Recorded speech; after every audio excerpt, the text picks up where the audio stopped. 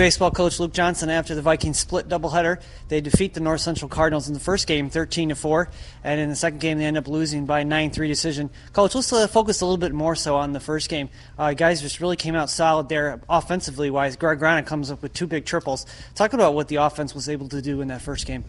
Brian Powell, he was an All-American last year. He's a pretty good pitcher, and the plan that we had, we worked on in practice, we executed. We made him get deep into counts.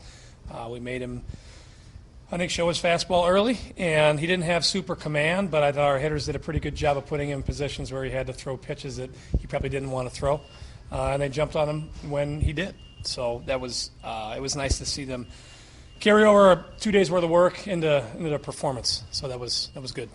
Talking about how Jason pitched as well.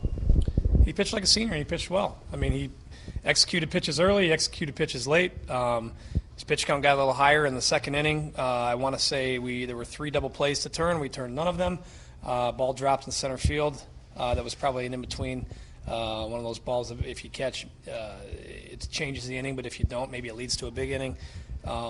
But I thought there were probably legitimately 4 or 5 chances to get outs there, and if those happen, Jason has 85 pitches into the 9th inning and said he was at 115 into the 8th. So I thought he pitched really, really well, and I was proud of him. And in some poor elements, they did a really good job. Obviously, the second game, not what you guys were looking for, but talk about that game a little bit, some of the bright spots from that game. Well, I mean, it was a 2-2 ball game into the 8th, I believe. Some of those innings ran together there at the end. It looked like it got out of hand. It was a much closer game than that.